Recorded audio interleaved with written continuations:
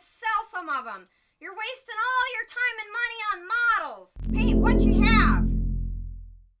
Hello, everyone, and welcome to Model Club TV, episode 41. No, that's 8. That's 82. Fuck me. No, that's 14. Hold on. I'm an idiot. I'm always looking at myself backwards. There we go. Anyway, 41. how are you? How are you, Scott Johansson? You good? Apparently, I'm great. Yes. Well, let's get the bad news out of the way. So we were worried about our friend Marty Nero. We hadn't heard from him in a while. And the last email I got from him was him telling me he did not feel well. And I think a lot of people had gotten that same email. And I had urged him to go to the doctor. And we never heard anything again. And Scott, you can continue the story there. There was a post prior to right around New Year's Eve that he did indeed have COVID. But the post went away. And I hate to say anything because for whatever reason, maybe he wanted it private, but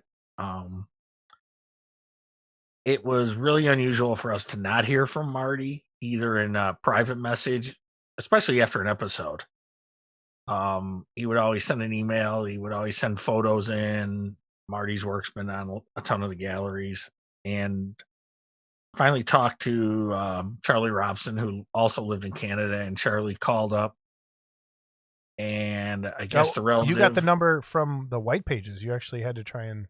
Yeah, I had to track down a phone number. Luckily, I had his address because I had just sent him something. And so I matched the address to a phone number. And Charlie, who also lives in Canada, was nice enough to try to call there and, because he was concerned as well. Talked to a relative who really only spoke French, so he couldn't get a lot of information, but he did get out of him that Marty had passed away. And the longer it went, the more I suspected that was the case. And, I'm just going to say that Marty was always so nice when he conversed with me and so grateful, and he loved the show and all that. And I thought, man, this guy really likes us. Well, then you start to see these other posts from other people. Marty did this with everybody. You don't feel so special anymore, do you? Okay. No, I don't feel so special anymore. But, he loved John Dennett's work. I spoke to John a few times about it, and he was very, he really liked Marty. And you see the other people that Marty had conversed with about music and his other hobbies. And it's just... Yeah, I was reading some of the comments on his page. Everybody seemed to like this guy. And I don't know why nothing's posted on his Facebook page. I don't know if he has no family.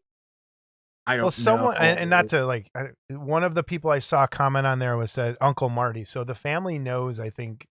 Well, no, because he always called himself Uncle Marty. Oh, that's right. So that's right. He always, good old Uncle Marty, so. Yeah. So maybe not. And maybe since it's all in English, maybe people just don't speak the language. So yeah, Marty was the first person to email the show.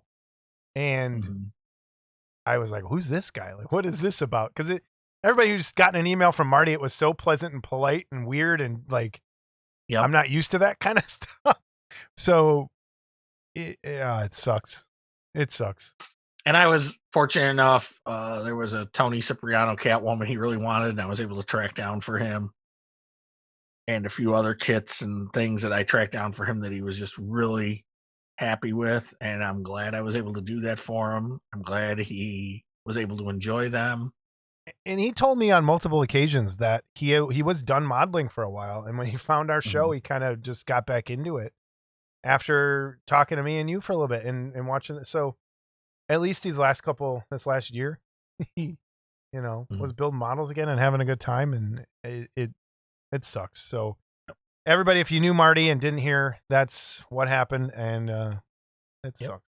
And we'll miss you, Uncle Marty. Yeah, we will. And we're going to post a little picture. I don't know if people knew this either, because all Marty would show in the boards is his model kits and stuff. But he actually had a unique pen and ink style, or Yeah. of illustration, and here's a little example of that here. But he had sent me some more of that somewhere, and it's like for the show, I'm looking for stuff, and it was like hard to find Yeah. stuff. So I don't know. I mean, as you can see, I think his cat's name there was Spooky, but I'm not entirely sure. I think it was.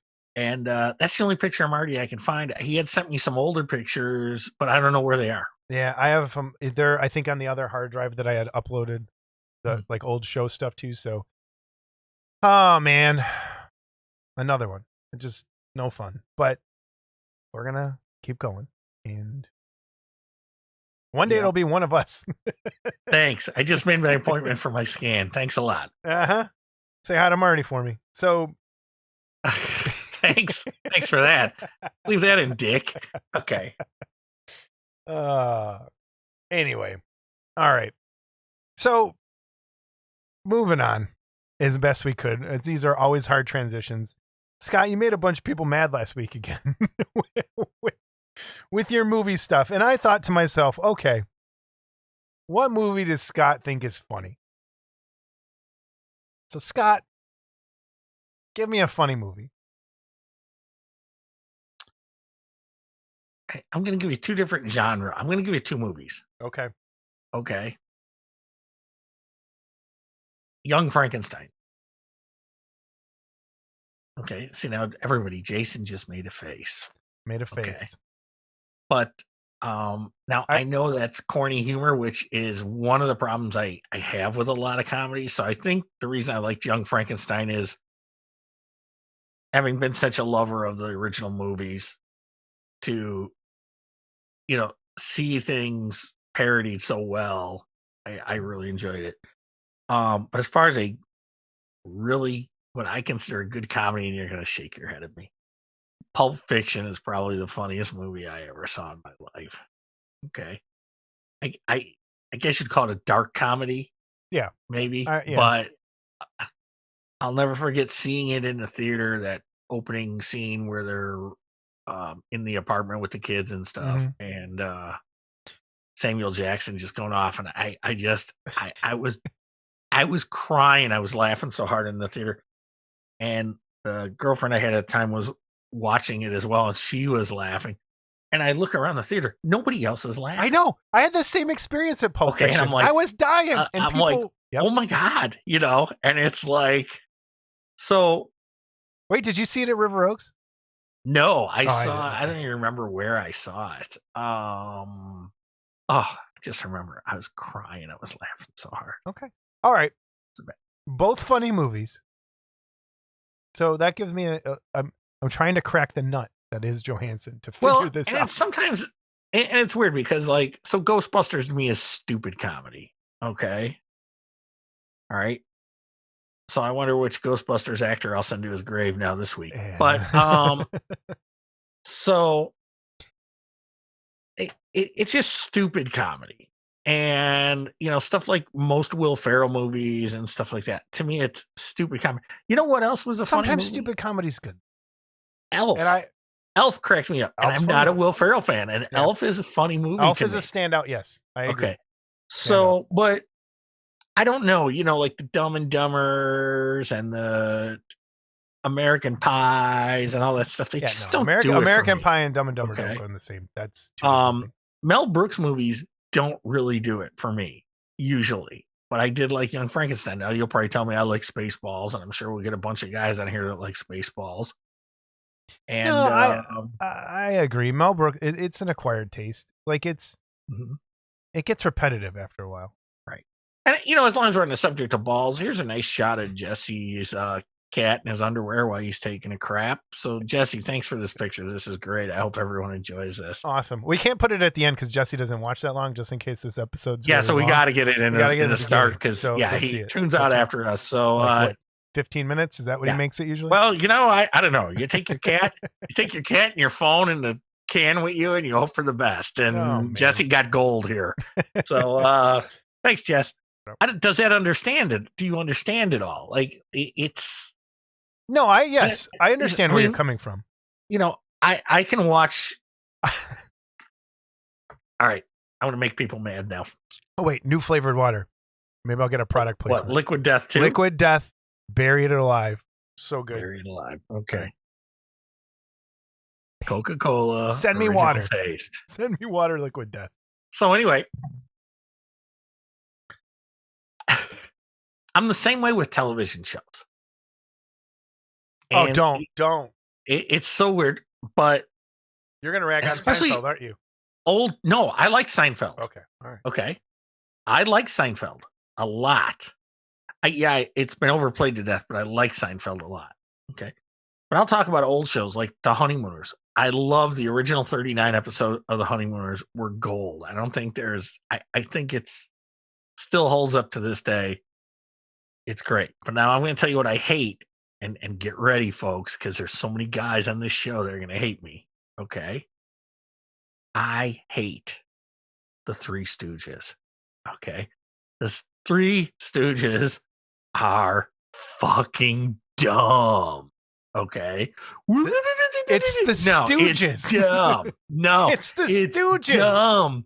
They're dumb. Oh my god, dude. Okay. Oh my god. I'm ready. Hit it. And okay, we're stopping there. We're stopping. Wait. One of our listeners said he was glad that I liked the Raiders of the Lost Ark movies. No, I liked the first Raiders of the Lost Ark movies. The rest were shit. Okay. All right. You hate the Stooges. No one came up with that Raiders of the. No one came up with that bust for me. So, all right. I'm still looking for that Jeff Camp Indiana Jones bust. Wow, hate the Stooges. Wow. Stooges are terrible. Just terrible. Dude, I'd rather watch Family Affair fucking reruns than the Three Stooges. Okay. All right, we're moving on. All right, we gotta go. I can't. Moving on. I can't. Moving on. All now right, that we do have some giveaways today. We do have giveaways. So let's do yours second because it's a little more formal. Because I'm not important. So we still have this. Because our winner from last episode that won this already had this, but needed the other two pieces. So we still have this to give away. Wow. So do you want to put this in with yours to give away? From Paul Gill, Mark Van Tyne, the American Werewolf in London Hand. Should we... Was there anyone else in for that giveaway? I threw the things away. Yeah, after I had pulled the name, I figured we were good, so... Okay. All right. So in the comments, if you want this piece, in the YouTube comments, just comment hand job. Perfect. Yep. Okay, hand job. And we'll put you in the drawing. We'll put you in the hand job drawing. And second prize will be Jason actually giving you one. My hands are really dry right now from working with clay. You don't want that. So please. And I don't want to win. I don't want anyone to win that either. That'll be awkward. I mean, I'm joining. Although you know how I am after my bottle of whiskey at Wonderful. Yeah, that's true. He'll crawl in bed with anybody. So then my other giveaway that I have, we had a mystery donor send us a box with a printed kit of a naughty Ariel mermaid, Little Mermaid. So I have a picture. This is what the kit looks like. Okay. It's a really nice kit. But the Sebastian in that is really well done. Yeah, it is. There's some cool stuff in there. That was a good movie, by the way. I saw that movie. I didn't. There's a change. So, but there are some problems. There's an issue. It's missing a piece. And so our mystery donor, thank you. If you want to get with the winner of this, it's missing the bow for her hair, I think. I couldn't or if find you want it to send us the file. Or send us a file. We could print it, mystery send it, do whatever. We could print it out and I could send it with. Or the person could scratch build a bow. But the other thing is it showed up, all the pieces were just in a bag in this little mailer box. There was no cushion, like none of that, which is fine. But some of the pieces broke. And the fish needs fixing. Sebastian's, one of his legs broke. And the bra piece is in a couple parts. So if you would like to win this Ariel, which has a little bit of work to do, let us know in the comments below and I'll enter your name for that. I mean, it's a good little piece. There's the head. Yeah, she's a good little piece, all right. Oh boy, she's a teenager, isn't Oh, she? so she comes with the bra too. So you could build her normal. Yeah, it comes like the bra is floating in the water. Like, I don't want to get in trouble, but Oh, can you put it on there though? I don't know. Or you don't know? No, it's like it's in two pieces. It's like a shell. No, I So- mean, could you fit it on there if you were building it? It's not meant to. I don't think it's meant to kind of. Okay. You see how this is? It's meant to like float. I think in Oh, like okay. he's holding it. See how Sebastian is holding it? Gotcha. But it's snapped. Sebastian. Yeah. You naughty boy. Yeah, so it's like snapped in the middle. So if you would like this aerial kit, it's all yours. But I think the piece that's missing that I can't find is I can't do this backwards. Is the bow in her hair? Okay. So and there's some other. So it's some work. So if you'd like, And again, the if the Little person Mermaid that donated it wanted to send us the files for the for the bow, yeah, we could fix the bow and or any of the broken pieces. Yeah, the if you crab want, maybe. and the crab and the and the tail. Like the tail has a misprint on it, a little bit. There's yeah, so, it's fixable. Yeah, but yeah, if someone wants to send that, we could. We'll figure it out. But if someone wants it, type in mermaid. Oh, wait a minute. Scott, did you see Splash? yes. Splash is a great movie. No, it's not a great movie, but Daryl Hannah's amazing. watching her get out of the water, I could watch that. Dude, I had the biggest crush on her when I was a kid. I would draw mermaids Yeah. all the time. Anyway. She's married to Neil Young, so I'm thinking you wouldn't like her now. Oh no. Well, she Leave that out. she was married to Leave that. Jackson Brown, wasn't she, or dating him at some point? Yeah, for a while, and Hated then that Neil guy. Young now. Yeah, fuck that guy then. So we have hand job for the hand, mermaid for the mermaid, and Scott, you have something to give away. I do have something to give away. Mr. Worthling, you remember him? Pushing a button. I pushed the Oh, button. he's got a button. Great. He never calls. He's donated this. Oh boy, let's see. There it is. This is a King Kong's Throne Stir customizing kit. And what it is one of his Fey Rays, and it goes into the King Kong Throne Stir, and there's got a little picture of it here. And so you can customize that monster rod kit. And so I had ordered one and paid full price, of course, even though he's still making money on my fucking Fey Ray idea, the bastard. So no more ideas, no more free ideas. So yeah, someone should make a Three Stooges. Anyway, in the comments, if you want to win this Kong set, you must put in the comments 33 Kong is the best Kong. Okay? That's all you got to put. 33 Kong is the best Kong. All right? There you go. So we if have you our want to win it. Don't put I want to be in for the Kong, because you're not going to get it then. All right. 33 Kong is the best Kong. All right. So I have that's from Pestilence Labs, Mark Worthling. I also forgot the Paul Gill button. Paul Gill did the hand with Mark Van Tyne, and that's coming up. Paul Gill. likes when you hit his butt. He does.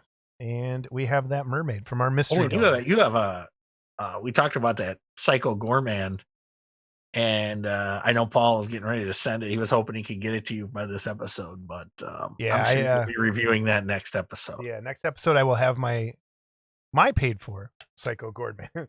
So let's go on. News and reviews. News and reviews. This is going to be hopefully a very short episode because we're trying to make Jesse happy this episode. We're That's right. We're gonna zip right through. Okay, here's news and reviews. And it's a short month, and it snuck up on us again, and I have to go out of town again this weekend, so I have to edit. No one cares. Okay, go ahead.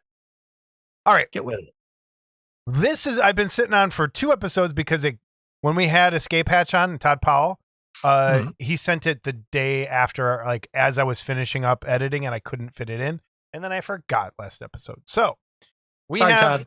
His replacement head is Toho Kong, his Kaiju Kong replacement head for the Aurora kit, right? Or the yes, Aurora Kong, which turned out pretty cool. He looks like somebody, and I can't figure he looks like somebody I know. So that's the replacement head for the Kong. You know, he looks like Ernest Borgnine. Yeah, oh, he totally does look like put a side by side up. So we have that. Oh my god, that's pretty good actually. All right, whoever sculpted this, if it's Jeff, it was a joke. Yeah, joke. Yeah, it's not the likeness. It's the creature itself. Yeah, it's just kind of it. All right, you want to take this one? Sure, I think this is Mick Wood sculpted this. Yep, and it's a unique take on King Kong. And the reason I say it's a unique take on King Kong is this is the Kong head off the full size Kong. And it was never shown with a body because it was just for close ups. And the full size head looked nothing like either of the puppet heads. So if you watch this movie, you can clearly tell which which puppet is what and what is the full size head. So Mick took it a step farther, put a body on it, and it's not been done before. Todd's putting it out, and the detail on this thing is really nice. Mick does great fur detail, for sure. The likeness is dead on. It's a good likeness. Kind of looks like Borgnine too. I think we're just saying Borgnine looks like a gorilla. yeah. Well, there you go. I think that's more of it than anything. Is that Borgnine looks like a gorilla? It could be. Man. And then he has his other replacement heads for the. I think who puts this out now? Monarch. Well, it's Polar Lights. Polar Lights. Okay. Yes. For the Ghidorah kit, replacement Ghidorah head for that plastic kit. So, if you want any of these, contact Escape Hatch Hobbies and Todd Powell. I'll hook you up. Wow, that Ghidorah head's nice. You know what I always liked about that model, and I'll let you tell me if you felt the same way. Well, did you get this, or you weren't around for this? No, I've seen it many times, and I don't like the model because it doesn't look like the thing. No, I mean the wings are wrong, and the body's wrong. It goes back to what Jeff said last episode. It doesn't match. Like it doesn't look like the. Well, it doesn't look like the box art for him. To me, it doesn't look like the creature. So I was like, eh. But as a kid, what I loved about it is because I always played with my models. We've talked about that. Mm-hmm. Is that the Ghidorah, whatever you want to call it these days? The jaws were posable, so the jaws, the heads moved, and the jaws were like, so you could fuck around. Because I used to sometimes not glue my Godzilla model so I could move the. Well, see, I had the Shogun Godzilla and the Shogun Rodan, the ones that came, the big Mazinger ones. Yeah, the Shogun Rodan with the fist that shot up. Yeah. So I still have both of them, except I'm missing a fist. And like most people. And there's places that sell replacement fists, I'm looking for one to print. That's what I was actually looking for. Because what, you can't afford the $10. I know. Let's see if I can. The file for the print will cost. But the other thing is the lever on the back is cracked off, but it's still my original. That's what I like about it. And the Rodan, I got both those. Okay. From Troy Nayert and Shadow Creations, we have a re-release of one of Tucky's Exo Facto kits, the Jaeger Classic, sculpted by Jeff Jaeger. It's the Wolfman crashing through the glass door. And this time the pieces of glass are clear resin. Wow. So kind of cool. Seeing that coming back. It is kind of cool. Makes a lot more sense with clear pieces. It did. And I remember seeing the original paint, and Steve had painted it and did a really good job on whatever you could with solid pieces. So I remember Tucky. Give you a quick John Tucky story. So I watched this scene in the movie when he's putting this out. I watched this scene in the movie, and I'm like, "Hey, that door didn't have any glass in it." He's like, "Shut up! I know it didn't. That's what I wanted, or whatever." So I'm like, "Okay." So, but it was like, see that like lattice on the bottom? Yeah. I think the whole door was more like that. So maybe we can just screen grab it. It's more dramatic with glass. But it is. Yeah, it is really cool. Okay. Next thing I want to show you from Paul Gill. Oh, wait, that's not Paul Gill again. Man, that happens every time. Okay. They look so similar. Oh, great. He's going to love you now. Well, I wanted to show, because we never show anything like this. We showed the McCready bust for the Jaeger McCready Jaeger Army exclusive. Okay. And I'm not sure if the if it's closed now, but I know that they have like 100 of these on order. Okay, so Paul's gonna be sick of casting these. But anyone that's like never seen a mold for something, I mean, I just thought it was cool to like show, here's the mold for that. Yeah. And I like looking at molds. so, it was just kind of a, here, check this out. If you never saw what it looked like, here it is. The next thing, as long as we're on the subject of Jaeger, is this is the 5th in the Jaeger Army squad. And this is the Stomper. And I don't know if you'd seen this yet prior to this. No, I hadn't. This is the first time. And I'm not sure what that is on his head. Freaking laser beams. Is it? Maybe it is. No, I don't know. I don't know. But I'm glad I'm not casting this thing. I'm just saying, because whew, yeah, a lot of places for air to get caught there. So there's the Stomper. I think he's the 5th one. 5. Okay. I was gonna say, is that number 5? Cool. I think that's number 5, yes. And then I got my Black Cat kit in. Now, I borrowed this photo from someone in the Jaeger Army because I didn't want to unpack mine. But I'll show you why. Minton box, as always. So, I get it. Got my name on it. Okay. You ready? Look at that. What does it say? Packed with love. Okay. Troy, I love you too. So, well, what if that's on everybody's? Well, I'm not. It's gonna be like Marty. I'm not gonna feel so special then. Then here was probably the base, also packed with love. Yeah. So I haven't even opened it yet. Okay.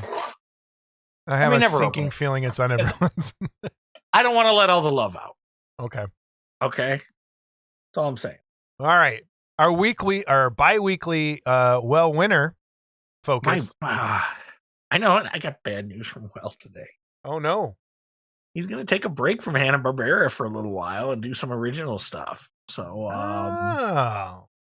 yeah, we'll see how that goes, because I'm not letting him off the hook that easy. This isn't even out yet. This is Breezely and Sneezely. I literally sent him this picture less than a week ago. And I don't know if this was in the works or not, but he knocked this out. Now, I'm going to talk about this piece really quick. This is a perfect piece. And when I say it's a perfect piece, it's a nice compact base. And it's a nice, the 2 characters right there, the nameplate. And I just got done printing the Herculoids, which we'll show a little later here on the workbench. Mm-hmm. And it must have took me forever to print. And I got guys that I got to print 2 more of them, and it's like, shoot me now. All right, we'll talk about it later. We'll talk about that later. So I like this nice compact piece, really nice. Okay. The next one, and he let this one out right after the last episode. This is Pumpkin Push. I'm Jason Walker. I can't talk. This is Pumpkin Push. Pumpkin. P-U-N. Pumpkin Puss. I was saying push. I don't know why. Pumpkin. What a dick. Pumpkin Puss and Mush Mouse, which is like you, Mush Mouth. This one I've been bugging him for a while too, and he popped this out pretty quick. And then we have another one called It's the Wolf. I don't even remember this one. Okay. But again, now a little bigger base here. Okay, 3 figures. Okay, but these are the ones, and maybe I'll talk about this just a little bit in the workbench because I know we want to keep it short, but some of these bigger base pieces are not the ones I want to be printing for other people. So, yeah. And then the last from is Frank from the Frankenstones, and I think we had the wife or whatever a couple episodes back. This comes from the Flintstones somehow, some way. I don't remember them, to be honest with you, but I really think this is cool looking. So this is the second in the series, and I thought maybe we showed this one before. I don't know. We'll have to see. But anyway, I threw it up here again. I don't think we did. Maybe we did, but I don't remember. Again, this guy is a super awesome guy. I really appreciate, because I know there's a bunch of you guys out there that have supported him and bought files and have printed some files or just bought files to have on your computer, whatever. The guy is really just a really nice guy. So, and then the last thing, and we showed this last episode when we had our guest on, Jeff Camp, but I think he's finished this piece now. And this is the Imhotep mummy, and from Beautiful. Typhon, and it's beautiful. It's just beautiful. So as a perfect black and white beat. Yeah, it is. It is, and it's like you say, the light. Yeah, he nails it. Yeah, and there's more images of this on the Jaeger Army. Jeff posted them. He's posted them in a few spots, but as you turn it, you see the light differently, because it's almost like the light's on it, but it's not. But as you turn it, it's like it is. So it's just really cool. So and then trying to think what else. Is that all I got? That's all I got. That's all I got too. That's all I got. I was hoping to have that other thing, but we had to record earlier than we normally would. But we'll have it on next time. My Psycho Gore Man. Scott, we haven't done this in a while. On the road. On the road without Scott Johansson. Again, this is.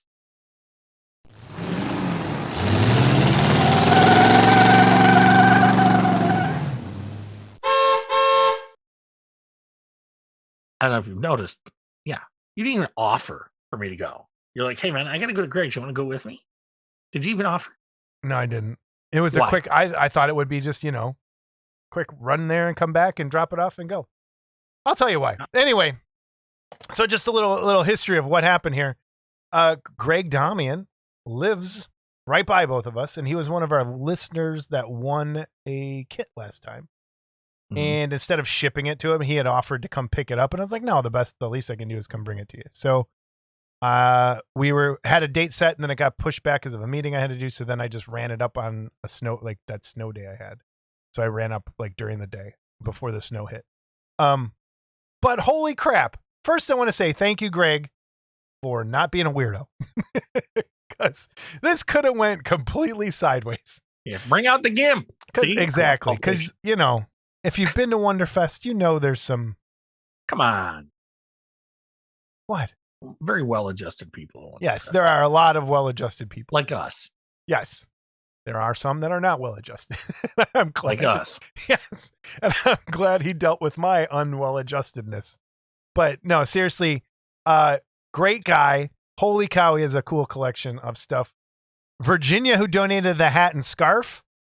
Greg Damian's family is now the owner of the hat and scarf. I brought it to him on a snow day when it was cold and snowing. So I think his wife ended up getting it, but she liked it quite a bit.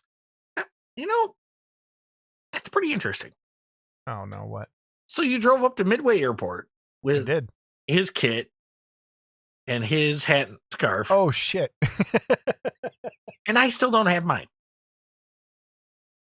Now, for those of you that don't know, I live about 3 times closer to Jason than Greg does. Okay. I'll bring it tomorrow. I'm not going to be here tomorrow. I'll put it in your mailbox. That's even better. Yeah, so that no mail. My mail goes outside, idiot. No, I'll put it in your door. That way I don't have to see you. That's what I mean. It's even better if you're not going to be there. Oh, boy. All right. But anyway, so he took me down on a tour of his collection, and the first thing you see when you go down there is this killer Creature from the Black Lagoon pinball machine. Oh, man. Mark Worthling, take that. Yeah. And it works. So... And we were invited over anytime to hang out, and we could play pinball if we want. So, very cool. He also has a ton of original artwork and a lot of Mondo pieces that I love to see because I collect some of those as well. And he's got this amazing This Island Earth Mondo piece. And he got it in an auction last year when they were doing stuff for COVID for the Austin Draft House. Or Alamo Draft House, sorry. And it's such a great poster. It's the great artwork. They're the huge ones that he's spent a lot on the frames as well. And it's just a nice little display area. If you look also here, he has some them pieces and another awesome Mondo Bride of Frankenstein piece. Oh, that was an awesome piece. I remember when that came out. The House of Haunted Hill. Are those autographs over there or what? He did have some autograph stuff. There is on this. Mm-hmm. There's a them stuff he got at auction. Where is that one? It's there somewhere. Oh, it's coming up. But yeah, some really great posters. This is I think it's a Vincent Price self-portrait or something. If I'm totally wrong, please email me back and let me know. But I think he said this was a Vincent Price like drawing that he did of himself, like a self-portrait. I'm not up to that yet. Oh wow. That is awesome. It's just all awesome stuff. Yeah, really cool. Really cool. Here's the them. This is stuff he said he got at auction, I think. Some signed things from them and some other original art. But lots of cool pictures to look at, lots of cool stuff. On his desk, he has a piece that you're familiar with. You know, folks, I've mentioned that we're having a table at Wonderfest, and there just might be a few of these on the table. So there you go. Just saying. He also did some military modeling, so there's some tanks down there.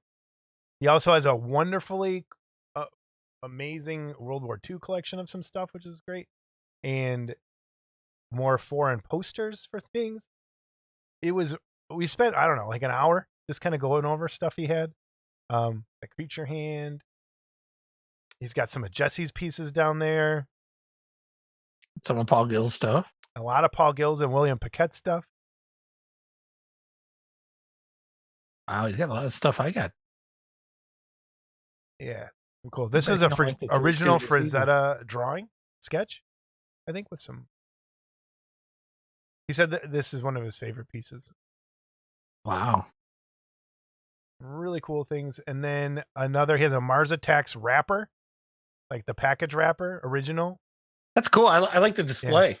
Yeah, really cool. You can see Greg's feet in that picture, his stocking feet in the reflection. You can also see in one of those pictures, you can actually see Greg's face. Which one was it? There was one in there where you could see him in the reflection. I'll let everyone kind of go back and look. I have a wrapper from the original, the Dunross King Kong cards from the 60s. And I actually completed my set. My set's not mint, but I've replaced most of the cards that were not great at all. I think I gave all the extra cards I had to Rob Madison when he was here. But take your time. You're not gonna fucking believe this. I dropped that part again. You're an idiot. So I gave Rob Madison all my extra Don Ross cards after I completed the set, which what I would call a very good plus complete set. And the back of those cards made the Aurora Kong box art. They had a puzzle on the back. And I was able to get a wrapper for that set too. And I do have a repro box from that set as well. Cool. That's actually really well done. But that's a great way to display that wrapper. I'd like to display mine maybe like that. Yeah. So get a little nameplate made. And then he had a boomerang collection, and he throws boomerangs. How awesome is that? I would love to see somebody throw a boomerang. Dude, he said he would take us out throwing anytime you want. So, oh no, I don't want to throw it. I just want to see him throw it and catch it. Okay. He said he'd do it. I asked him if he could throw them. He said he's good at it. So we can learn how to throw boomerangs. Wow. I'll be like the kid in Road Warrior where it comes back and throws it. Or no, they get at the kid, but you could be the kid. I'll go to catch it and get my fingers cut off. Let's do that. You're kind of like a boomerang. Oh, here we go. Well, yeah. I mean, every 2 fucking weeks you come back. And we're saying, all right. Oh, boy. All right. Okay. Anyway, that was On the Road with Greg Damian. So awesome. Thanks for letting us hang out. Without Scott was great. He's up for hanging out and having a little cookout. So if we get that Chicago thing going together, look out. Yeah, I think Greg will be here. I won't have any windows left, but the boomerangs will be flying. Yeah. There you go. Even if it's just the 3 of us, I think we'll be cool. All right.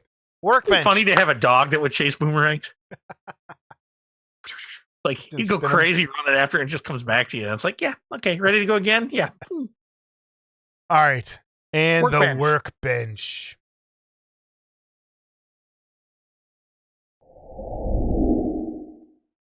All right, Scott. Update. So update. This is the Herculoids kit from Well, and I think it's 43 bases. I know that sounds crazy. That base is about, I think, 11 inches wide at its widest point. It's 4 pieces. I only printed this at 75% because that's all that would fit on my printer.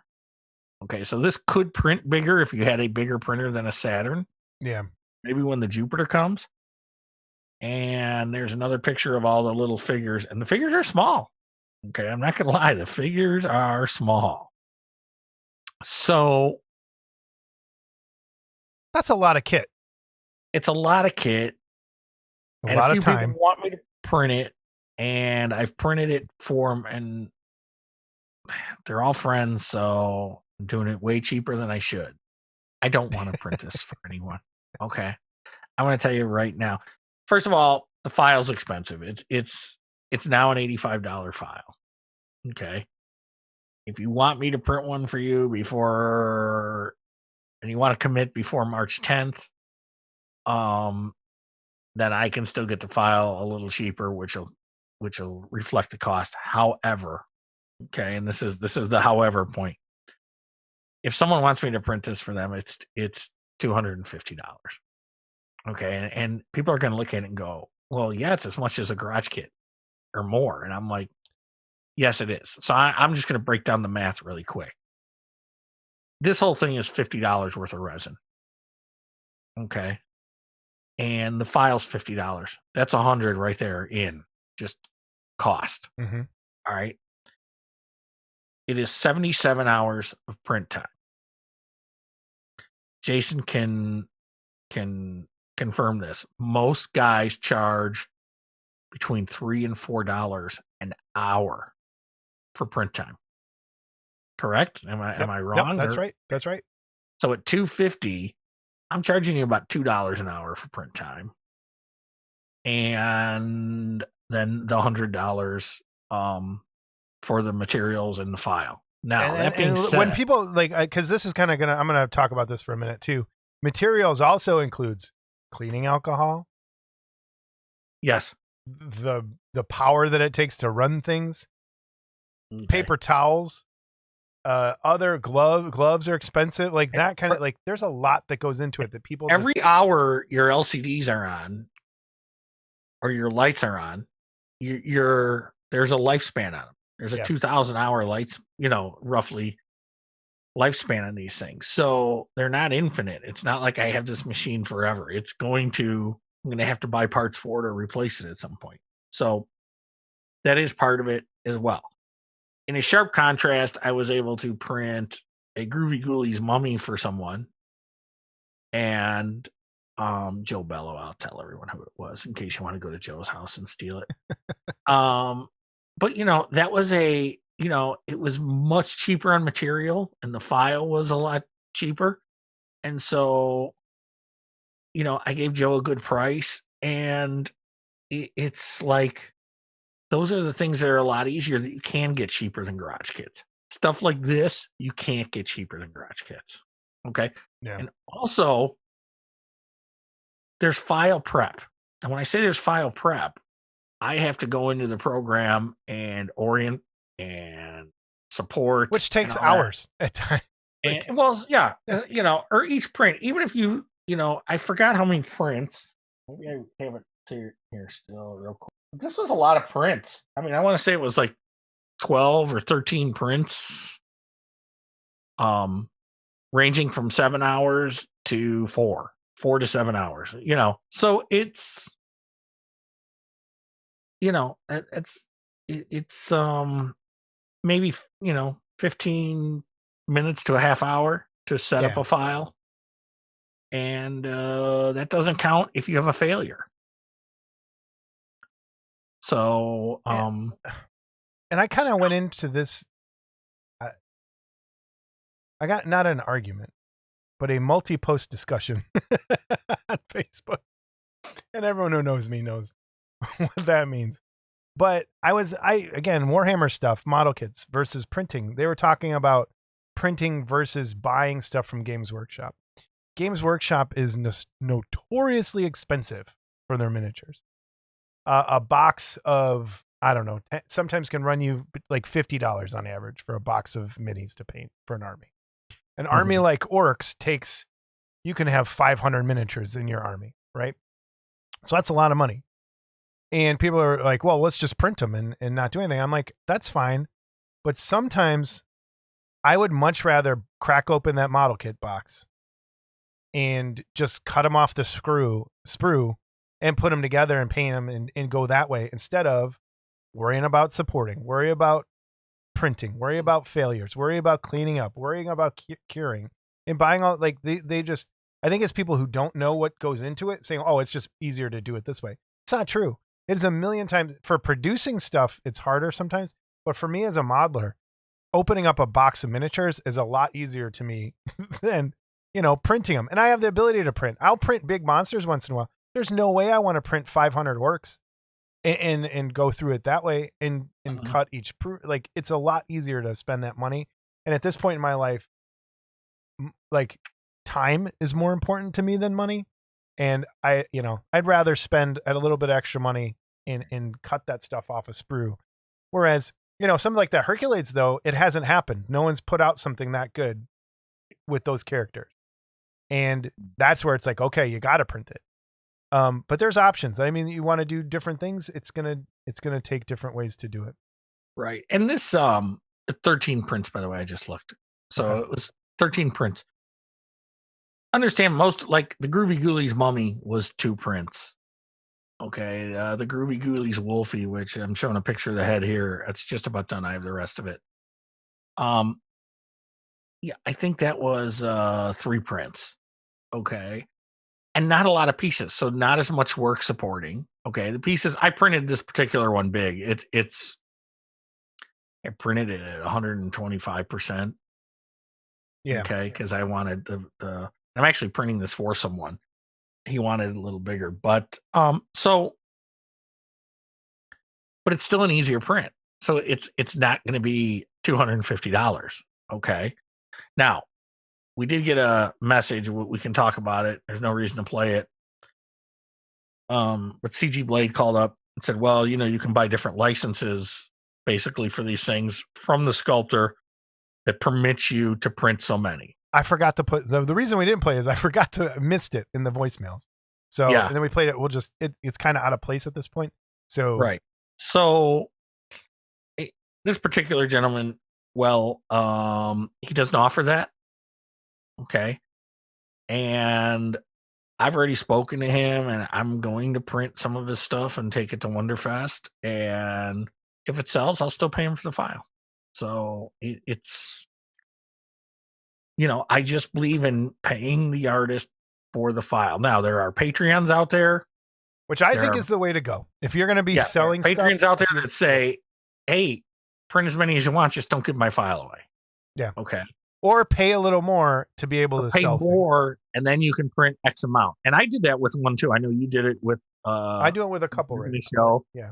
And I think I did one too, a Roadrunner that I haven't even touched yet. But I bought the license where I think I can print 20 of them and sell them if I want. So it's, yes, you can buy those licenses, and those licenses for someone that prints, that's the way to go. But not every sculptor offers that license. Okay, so maybe they're not aware of it. Maybe they don't, But again, I believe in paying my guy, and I still haven't finished printing that duck. Okay. So that also brings me to a workbench question. What about Big Galuna? I don't know that Big Galuna is going to happen with everything. No, it's going to happen. It might not happen. Mark Worthling. Whoa! It might not happen by Wonderfest. Well, Worthling's sent me into depression, making so much off my idea. But we'll see. I don't want to say never. We'll see. So. Wow. I knew it was going to go this way. Yeah, I didn't know. It's just life gets in the way. So. Yep, that's true. But it is still going to happen. I mean, it's still going to happen. So, what I've been working on. Oh, wait, can I show one more thing? Yeah, go ahead. I printed this with filament. Oh, wow. How'd it turn out? You like it? Yeah, I printed a bunch of them. I've been giving them away. So, and so people can see what a filament line. I don't know if you can see it. It'll focus. It's hard because of the black. But there's lines in it. But for a little decoration piece, little desk decoration. Yeah, this is pretty cool. I've been printing out articulated lizards for kids at school, just giving them away. One last thing I'm going to show, and it's just a handy, stupid little organizer. I built it last night just for the show. It's only $25, but check it out. Yeah, and it's held together with screws. You ever build anything like this? Yeah, So kind of. The screws go back and kind of hold it together, like right here. Yeah. So it's not glued. But I don't know. I just thought it was $25. It looked cool. Where'd you get it at? I bought that on Amazon, and it comes in different finishes too. All right. Today's episode is brought to you by the letter H. Okay. All right. What I've been doing, I got back to painting. Yay. Let me turn the camera on. Look it. Camera. I continued. I finally got some more work done. And this is a bad lighting, but I got the blues done. My owl is going over the edge. But I started working on it, blocked in most of the blue. I'd say there's like a couple hours left. And I am finally done with my Ghost of Castelmoray. And finished. So I'm excited for that. I think I'm liking the way that's turning out. And again, as Jeff said, I'm surprised to make up the back.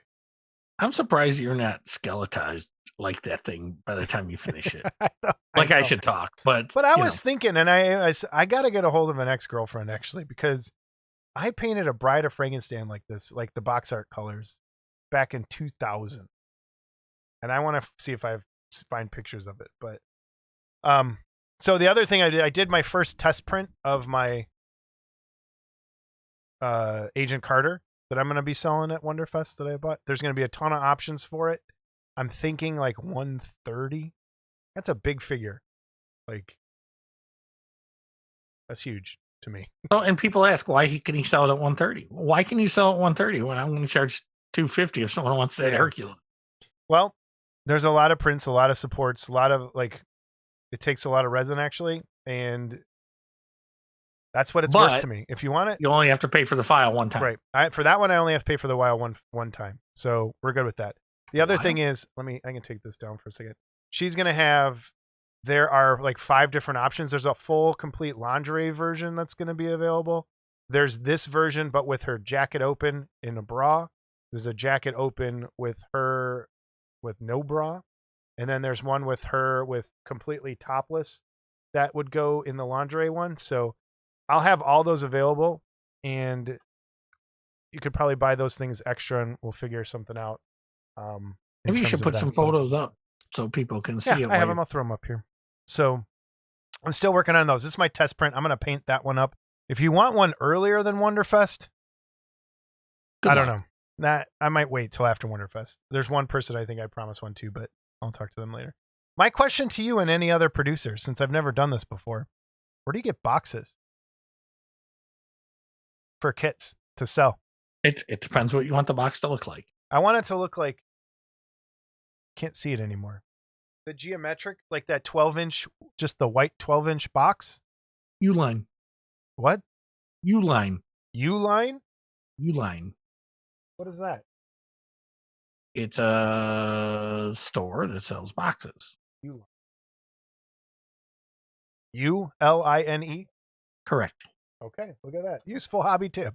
U-line for boxes. But there might be a minimum. Like you might have to buy 10, or you might have to buy. That's fine. I don't remember. I bought from them before. You could also buy. I mean, there's places that have boxes. I looked on Amazon, but I was like, Yeah, look at Uline, and I'm not sure how the prices are. It's been a long time, but I bought. So they pull up in a truck, just so you know. They use an actual truck to deliver your stuff, like a rider, like a rental truck. So it's actually trucked to your house, right? Okay. The guy gets out. He's got all these boxes, and I had ordered some at that point styrofoam popcorn from them as well. Okay. It was a 4-foot bag of styrofoam popcorn. Okay. It was like, and I still have the bag in my basement because I've used it over and over again for popcorn over the years. Yeah. When I used to get it, and now it's like getting gold. So if I get something with and Troy, kudos to Troy. Styrofoam popcorn. Okay. I know it's horrible for the environment. That's why we recycle it and use it and store our stuff in it. Yeah. So okay, good to know. Oh, Scott, we don't have a guest this week. So Oh, I thought no. we could have a garage kit conversation and a print conversation. And we're going to call it, look at that, a ghost. Jason's camera falls out of nowhere. I know. Called Please Stop. Please stop. And how I'm going to explain this is things we would like to see garage kit producers, sculptors, painters, whatever you want it to be, stop doing. And if you got 2 or 3 ideas, I think I have 2. I don't know how many I have. I'm just going to wing it. Okay. I'm going to wing it with a couple too. So we're going to call this Please Stop. And people, if you're following along at home, in the comments below, what you would like to see people stop doing.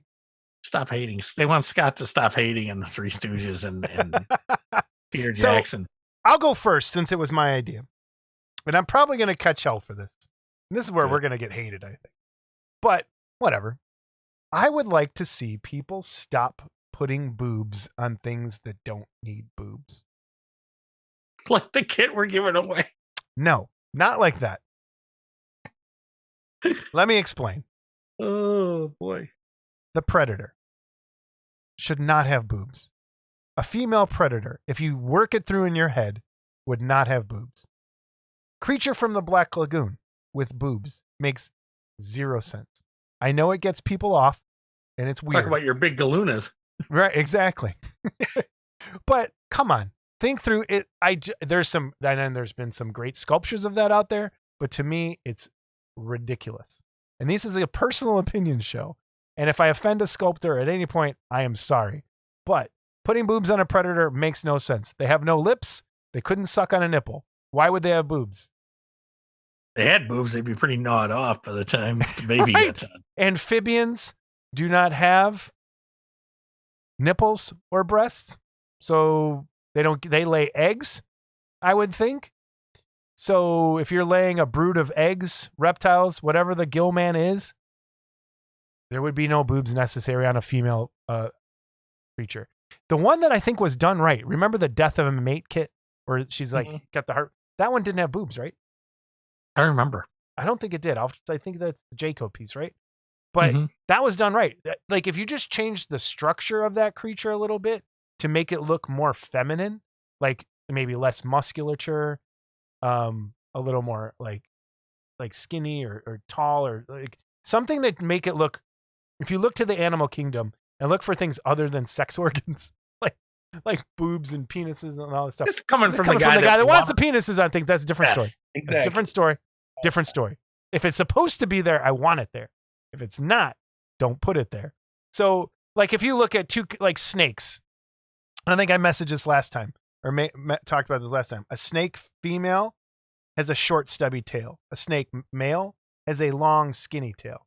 So it's like things like that. Like a female predator would look different, in my opinion, not because there's just boobs on it, but it's the tacking on of boobs drives me crazy. The one exception I'll make is H.R. Giger based stuff because he based a lot of his artwork on that. So an alien from Giger, if you're basing it on artwork kind of stuff, okay. If it's the aliens from the movie and you're just tacking boobs on there, don't do it. Please stop doing that. I think it's ridiculous. And this is please stop. That was my first one, Scott.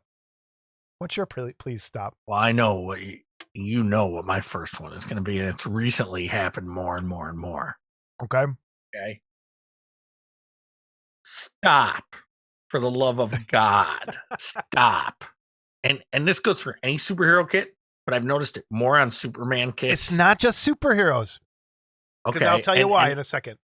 But stop putting that S on his chest and having it raised off his clothes like this far. Okay. It's dumb. It looks wrong. Okay. I hearken to the Aurora where it's just kind of etched in. Do that. Right. Sorry. There are a few guys that have raised it just barely, where it's just barely. And I'm not in love with it, but I'm more okay with that than I am just that stupid raise it. It's like a quarter of an inch sometimes. Like, yeah, and remember you showed me that one statue and says this Superman is really cool because it'll be another stop in a minute that I'll do, but. And then I said to you, yeah, but turn it sideways and look at the S. And you're like, oh, yeah, that looks bad. You know, it was off. And, it was like a half inch sticking off his chest. It's like, why? It looks dumb. And so it's not just superheroes. I've noticed that there's a character that I've just got for something, and the pants are pinstripes, right? They are pinstripe pants or striped pants, brown and purple. But they took the stripes and raised one up. I don't think they. And I think this is a printer versus garage kit thing. I don't think the printer people realize that people can paint stripes. So they want to raise those stripes up so to make painting easier instead of teaching people how to use masking materials or giving people the ability to just, if you just scribe those stripes, and I get painting, like I have that Al Swearingen bust from a while back and his whole suit is brown is pinstripe brown. And man, that's a pain in the butt. They're not in there. You have to paint those on. And I get why that can be hard, but you don't raise up the stripes on a suit. Like it's dumb. So I agree with you. Please stop. Yeah. Since we're on superheroes, what's your other please stop, Scott? Please stop doing all these ultra realistic movie looking. Okay. Superhero kits. They're cool. Don't get me wrong. I understand that they're cool, and with the 3D printing, you can do the textures and stuff. And you know, I bought that Sideshow Thanos piece, and it's beautiful, but it's got that ultra realistic style. I'm tired of seeing it. Okay, please, someone do some classic takes on the superheroes, Marvel and DC, and kind of like Bowen did his statues for Marvel. Okay, they looked like they did in the comics. I don't care if it's unrealistic. I don't care if it's you know, I don't care if there's texture on the clothing. All right.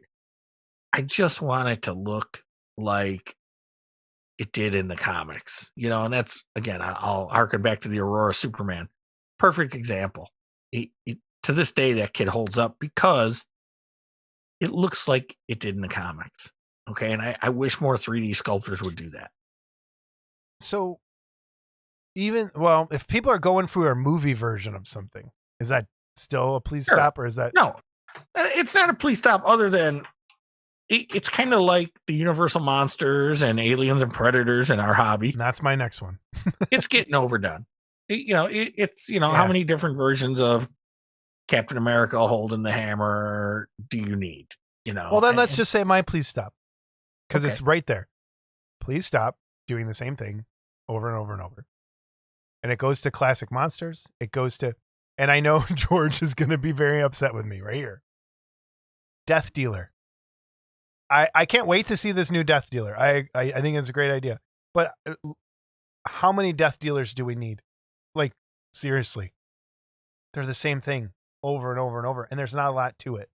If you change it up and add the lighting kit like Jeff said's coming out with George's, that's a great idea. That's a cool way to do that. And that might be the capstone for me on the Death Dealer. Like, all right, you have it on the horse. You have this really cool large bust. You have some standing Death Dealers that people have done. Great. We don't need to do that anymore. We don't need Frankenstein looking left, right, up, down, to the corner, to the side, diagonal. And that's not a knock, by the way, on Jeff. No, not at all. Jeff sculpts what he's asked to sculpt, and but it's and you're talking to a guy that has millions. I know. 70 plus Frankenstein kits, and it's like, I mean, there's some I that are never see another one again. I'm happy. Yeah. Okay. I think the definitive one of each of those has already been done, and to keep trying over and over, like, give it some time, give it some space, let it breathe for a while. You were seeing a lot of these cool other characters, like the Black Cat ones and the Imhotep that's never been done before. Mm-hmm. I mean, do stuff. There's places to go into those movies and get things that haven't been done, which I think there's people that are doing that lately. I think Paul and Mark. I was going to say, as obscure as Psycho Gorman is, kudos to Paul for having the balls to do it. And it's like, yes, Stuff like that. And if you have not seen Psycho Gorman, please go watch Psycho Gorman. And then I know we had talked about Robert Tundy's Adventures of Robin Hood, stuff like that coming out. It's different. It's different. Okay? It's Yep. it's different. Fantastic. And I think and you're talking to the Universal Monster buy everything guy. Okay. But I mean, take a universe. Let's just take Son of Frankenstein. All right, let's take that movie. There's other characters besides the monster in that movie that could be done. Mm-hmm. Right? There's not a lot of Igor or the cop not. with the arm. Like mm-hmm. You could do those. People would young Frankenstein again. Yeah. Right. But I mean, Thumbs there's up. stuff. There's other characters that you could do. I think a silver screen female line would be kind of cool to do some of the heroines from those movies, and have them done well. Or would be a great idea. I mean, if you're into classic monsters, there's ways to do it, but just let it. I don't know. And Predators, I like Narin. He does great Predators. They're so cool, but okay. Yeah, I don't know. Do you have another one? I got one for Rainer. I found it in our comments. He wants us to please stop talking about 3D printing, which I understand. It says a Garage Kit podcast right there at the top of the show. And I want to explain this a little bit. Scott and I have had more fun printing in the last year than I've had with Garage Kits in the last 5. Mm-hmm. It got stale for me. So I think this has breathed a lot of life back into the hobby for me. And I really see the two merging. So eventually I think most Garage Kits are technically going to be printed recently in the near future anyway. Or they're going to be printed before they're molded and cast. Yeah. I mean, they're still going to be placed. They're still going to be. Yep. But we'll try. I really want to make an effort to bring it back more to Garage Kits, and in each episode have something. And again, this focus. The guys that are doing Garage Kits are right now that are putting out new stuff are so few and far between with their releases and stuff. A lot of it's got to do with because most of them are using the same sculptor, but it's well, I mean, you same got 4. I would I can think through there's 4 sculptors that are really doing most of the work. Yeah. So it's Filmy Mark Havikin comes out with 1 kit a year, and that's fine. That works for him, And they're nice kits. Yes, he's got stuff coming out that he's working on, for his series of stuff. But Paul's doing his stuff. Mark Worthling's doing his stuff. Mike Calvert, across the pond there, is doing his stuff. Troy, showed us something today. So yes, you get the kits that come out. But there's just now going to the 3D world and look at. And again, it's cartoon kits are my thing, and I get it. But when I started out, I think had 13 kits on his thing. He's got 70 some kits out there now. Okay. Yeah. I've probably bought 40 of them. Okay. If not more, I'd have to count. But it's yes, cool. Something different. And I think that's probably why it has gone more than that. The things that are available for you to print just aren't there with Garage Kits. And when I find a great Garage Kit, and maybe what we need to do is do what we had talked about, Scott's Basement. We have a segment we've been planning on doing for a while. Is just bring out some more of the old Garage Kits and introduce those to people that haven't seen them, and bring that. I know Jens does that on his Instagram page. He brings out old Garage Kits and just puts pictures up of them on Instagram. So I'll link to his stuff here too. Then too, I will say this, and sometimes you're in the majority or the minority. A lot of people are really enjoying the 3D printing talk, and just Jesse always gives me a little crap about how long her episodes are. We have other people that tell us, "Hey, man, I don't care how long they are." Okay, so I mean, it's you can't please everybody. Yeah, one of them he just died, so we're down one. So we lost that. We lost that supporter. But so it's we're trying. If there was more happening in the garage kit world, and again, maybe we're not seeing it because Yeah, I- and that and could I- totally be. I am burned out on some things, and it's hard for me to go and look for things actively sometimes.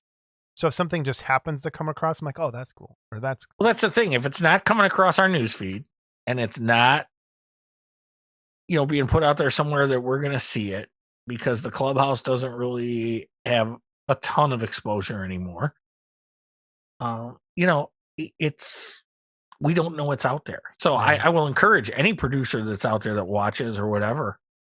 I've said this before. We don't need free kits, but some photos Yeah. are awesome. All right. Any other please stops? Yeah, please stop bashing 3D printing because it's the opposite of what you just said. Yeah. It's really cool, and it's nice to see some of our listeners have gotten into it and have called me for advice even or emailed me for advice. Mr. Horvath, he had a first successful print And his Vince Laurel and Hardy. Vince Simonelli. Simonelli. I've talked to him on the phone a few times, and It's great. so there's people are interested.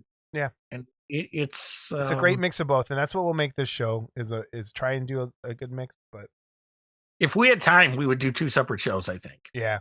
A digital and maybe we should do one a digital, one a yeah. So we'll work on it. But so all right. I don't have any more please. Yeah, let's stop there. Let's stop with the please stop. Please stop this fucking episode. Yeah. All right. So if you have your own please stop and would like to bring something up, even, us stop doing things. I'm sure we annoy people. Yeah. Let us know in the comments. Voicemails, emails, corrections. We had a comment in the last episode of that was the quickest subscribe and unsubscribe ever. It didn't bother me at all, and that's fine. No, it didn't bother me at all either. I was messing around. But I would love it if you don't like what we're doing. Please let me know why. That way, did you read the reply though? He did reply to you. No, did he? No, I haven't gone back and seen it yet. Yeah, so he was actually just making a joke. So, yeah. So hopefully he's still subscribed and we didn't offend him. Awesome. But yeah, if anything's bad, let us know. And I'm sure most of this is bad, but I'd like to know when things are really bad. And we'll try and fix things and make it better. I mean, we're doing this for everybody else. We're not doing it for our health at this point. And keep in mind, too, a lot of my opinions are simply that, just my opinions. But a lot of them, too, are done the bashing of like the Peter Jackson stuff and the Lord of the Rings and all that stuff. So much of it's just done in fun. It's just, there's no malice behind it. There's no, So, the first email is from Kendall Conniff. And we're going to put most of this in the gallery at the end, but he had sent me pictures kind of a while back of him working on this Dr. Jekyll diorama he had been working on. And holy cow. Wow. What a kick-ass piece. That's nice. And I'll have all the other pictures in the gallery at the end, but hats off to Kendall Conniff once again for a really cool diorama. I think he had sent me other pictures, and I don't know where I put them, where he worked on put a light box in the window in the back, and I don't have those for some reason when we went to record tonight. I couldn't find them, but great lighting, some really cool. There's some amazing details in here that you'll have to see in the gallery at the end. So, Kendall Conniff, outdone yourself once again. Can I talk about this? I have this kit. Why is that arm so weird? The one holding his throat. It looks like a claw. And even, it's like, it's right, but it looks bonkers. When you look at that hand, it doesn't look right. The way, I don't know if it's because it's so straight. Well, because try to put your elbow. Is that what it is? It's like straight. Right. And then have your hand there. You wouldn't see it. Right. It looks weird. When you look at it up close, it just looks like the thumb is in the wrong place. It's an Aurora kit. Stop it. I don't care. So anyway, Escape hatch. Replacement arm. Does he make it? Great. Another idea someone will make $1 million off. The replacement arm for the it doesn't look No, but the wrong. replacement head is really nice that he sells for Yeah. this. So I have to get it. I'll have to check. I want to see if there's a replacement arm. Okay. We have one email. And that email came 2 episodes ago.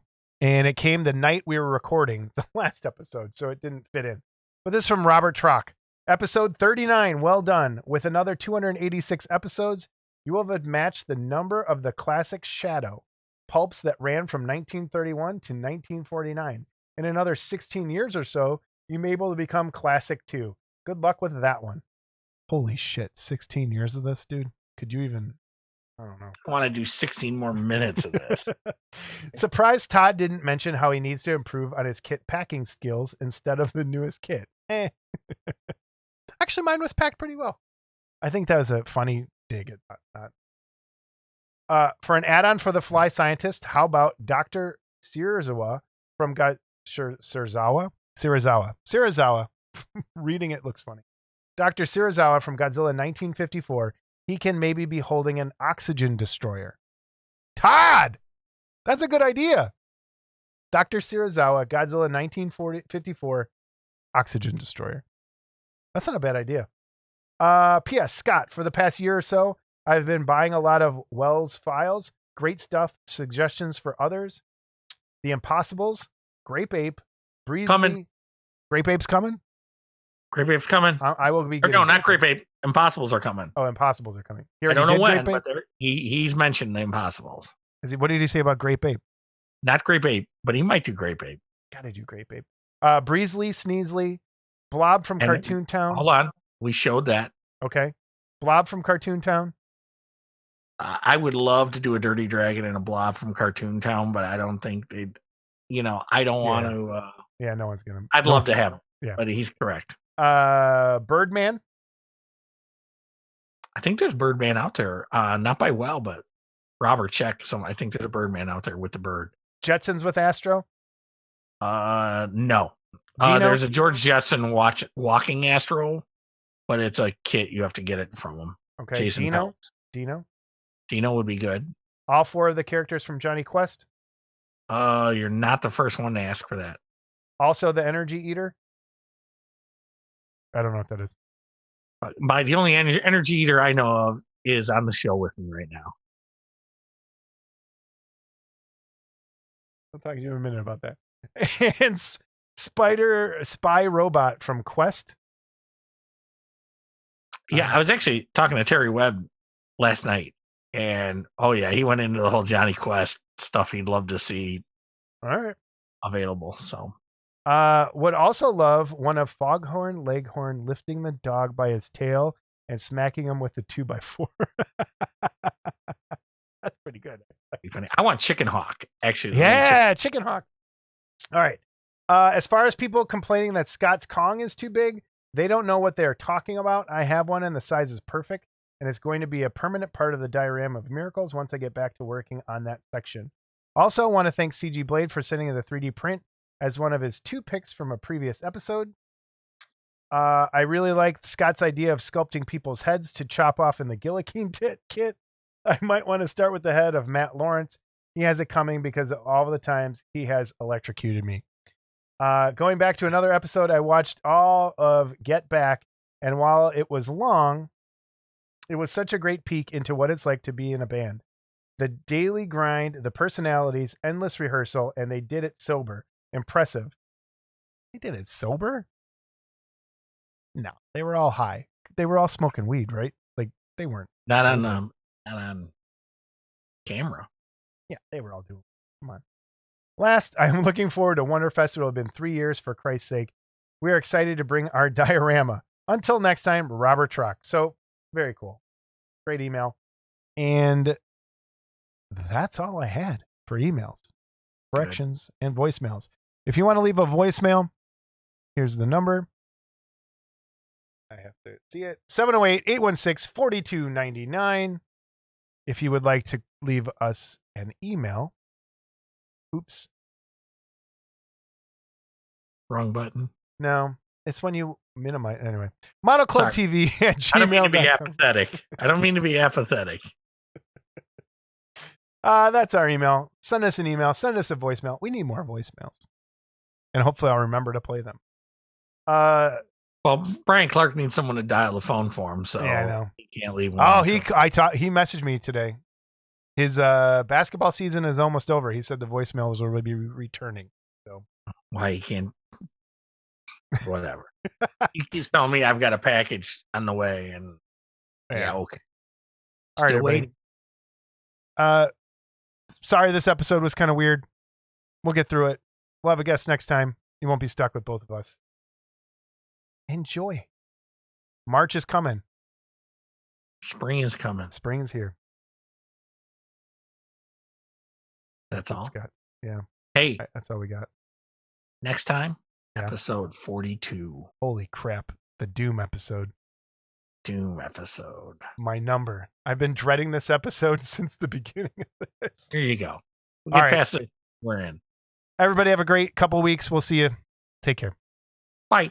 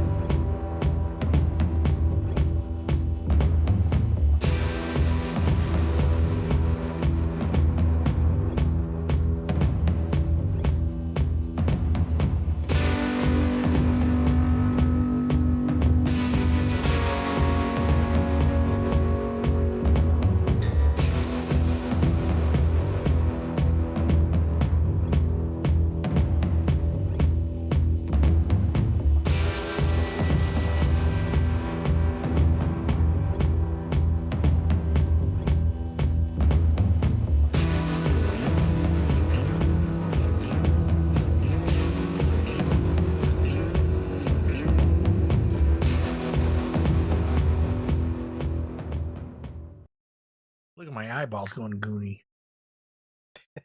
All right.